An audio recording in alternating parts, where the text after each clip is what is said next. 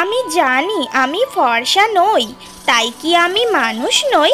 এই সংসারটাকে নিজের বলেই ভেবেছিলাম, কিন্তু প্রতিদিন এক টুকরো সম্মানের জন্য লড়তে হয়। মনটা ভার হয়ে আসে, তবুও আমি চাই সবাইকে খুশি রাখতে। ওগো মিতা, দেখেছিস তো কালো কুৎসিত মুখটা আবার সকালে ঝাঁটা দিচ্ছে, বাড়িটা না পরিষ্কার করছে, বরং ওর মুখটাই ঘোলাময় করছে।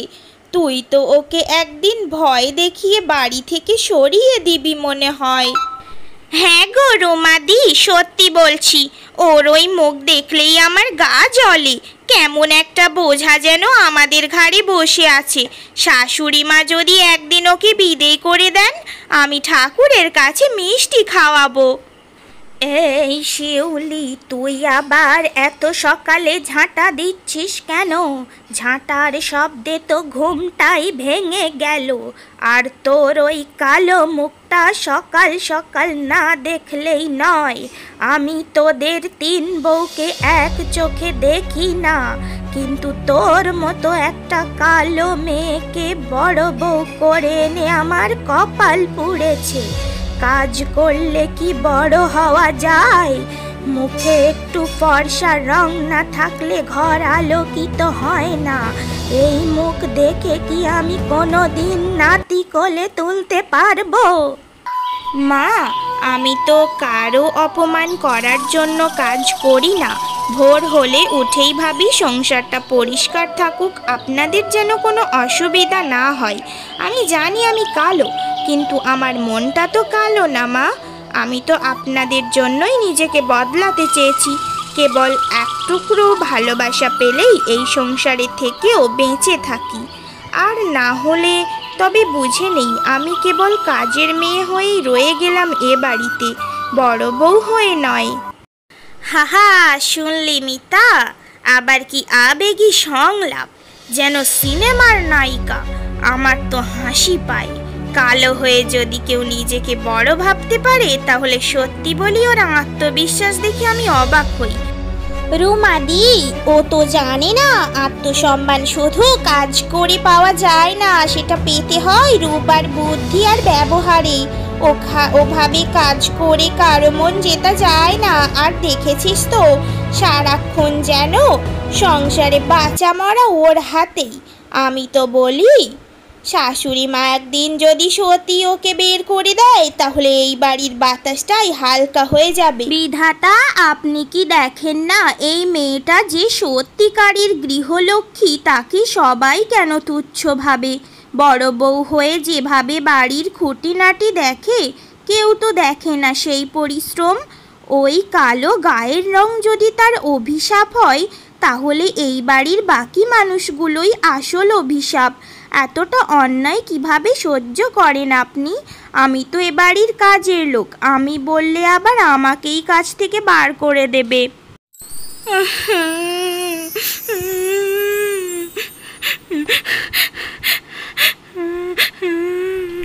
মাগো, আমি কি এতটাই অপছন্দনীয়?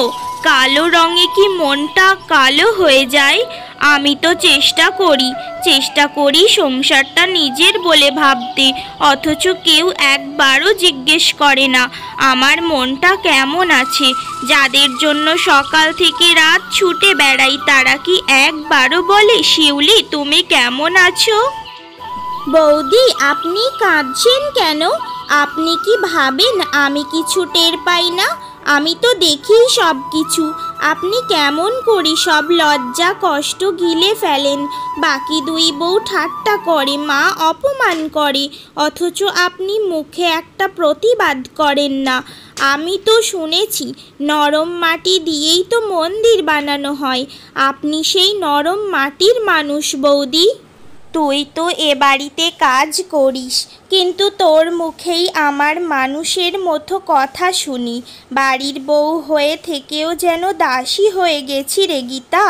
আমি শুধু চাই কেউ একটিবার বলুক তুই আমাদের আপন। এই আশাতেই তো দিন চলে যায় আমার। বৌদি, একটা কথা বলি, আপনি খুব সাবধানে থাকবেন।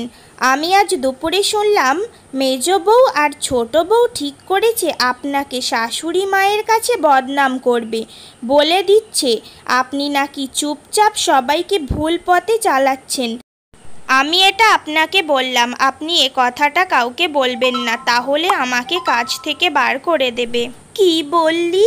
আমি তো কারো কিচ্ছু নিই না, কারো কোনো ক্ষতি করিনি, তাহলে কেন আমাকে নিয়ে এই শত্রুতা? কেন রে গীতা? আমি তো শুধু সংসার করতে চেয়েছিলাম।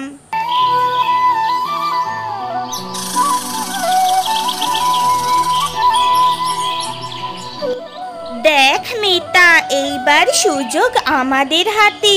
শাশুড়ি মা তো ওকে সহ্য করতে পারেন না।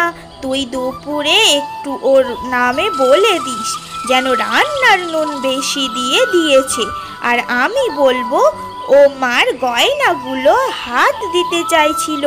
ব্যাস, মা তো ওকে বাড়ি থেকে বের করেই দেবে। সেটাই তো চাই। এ বাড়িতে যদি কেউ সব কিছু দখল করে রাখে সেটা শিউলি। রান্না, কাজ, সংসার সব জায়গাতেই প্রশংসা কুড়োই। এবার ওর মুখোশটা খুলে ফেলতে হবে। আর দিদি, যদিও চলে যায় তখন কিন্তু এই সংসারের আসল রানী হব আমরা।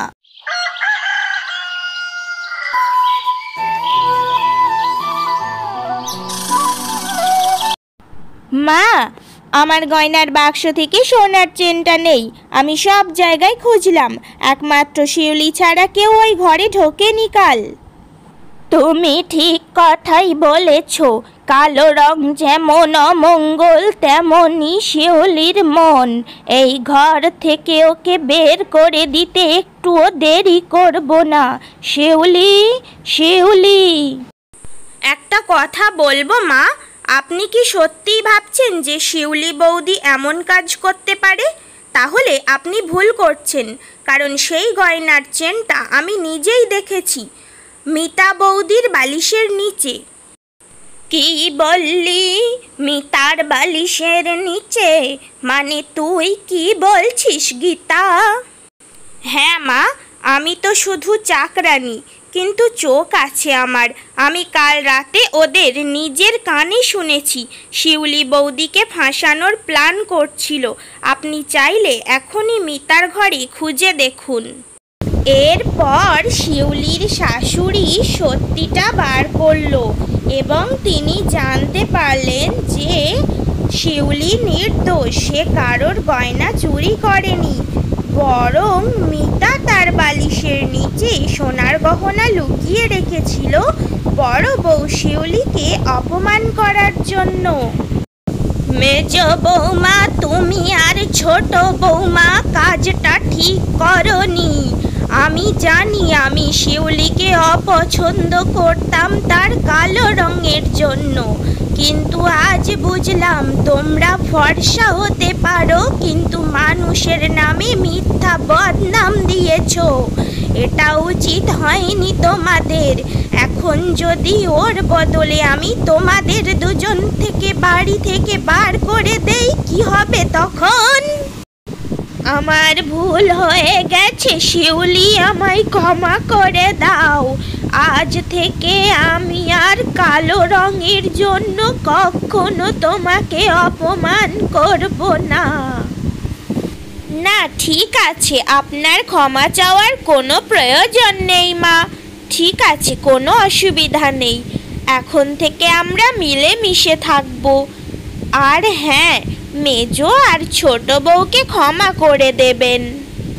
এই কার্টুনটি আপনাদের কাছে যদি ভালো লেগে থাকে তাহলে অবশ্যই কমেন্ট করে জানাবেন।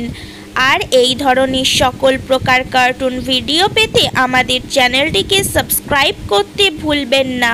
নামহীন রাজকন্যা কার্টুনটি সবাই দেখবেন।